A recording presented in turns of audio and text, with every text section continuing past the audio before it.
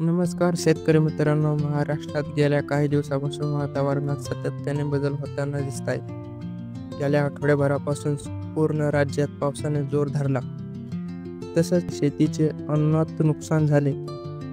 पुढील 4 ते 5 दिवस राज्यात मुसळधार पावसाचा अलर्ट देण्यात आला आहे. पुढील आठवडाभर राज्यात वादळी पावसाचा इशारा देण्यात आला आहे.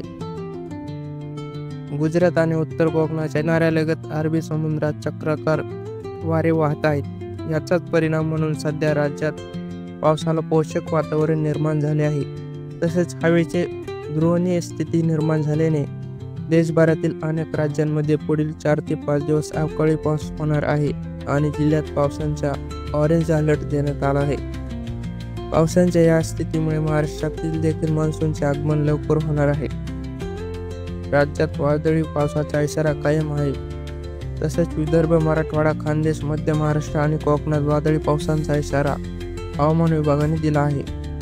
सातारा, कोल्हापूर, पुणे, नाशिक आणि धुळे जिल्ह्यात काही ठिकाणी विजा आणि मेघगर्जनेसह वादळी पावसाचा इशारा देण्यात आला आहे. यावेळी 50 ते 60 किमी प्रति वेगाने वारे वाहतील असेही हवामान विभागाने सांगितले आहे. अहिल्यानगर, पुणे, कोल्हापूर आणि सातारा जिल्ह्यात पुढील 2 दिवस वादळी पावसाचा इशारा देण्यात आला आहे.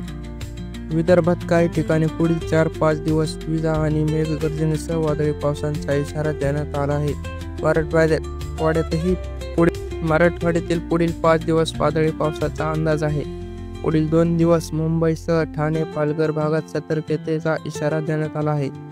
यावेळी काही भागांत गडगडाटांसह पावसाचा अंदाज व्यक्त करण्यात आला आहे. दरम्यान राज्यातील 4 जिल्ह्यांना ऑरेंज अलर्ट तर 29 जिल्ह्यांना येलो अलर्ट देण्यात आला आहे. त्यामध्ये पुणे, सातारा, सोलापूर या जिल्ह्यांना ऑरेंज अलर्ट दिला आहे.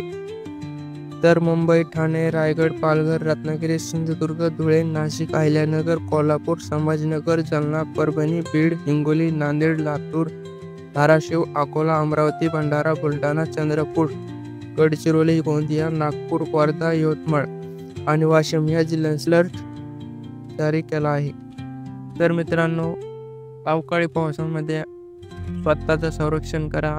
जर व्हिडिओ आवडला असेल तर चॅनलला सबस्क्राईब आणि व्हिडिओला लाईक करायला विसरू नका. धन्यवाद.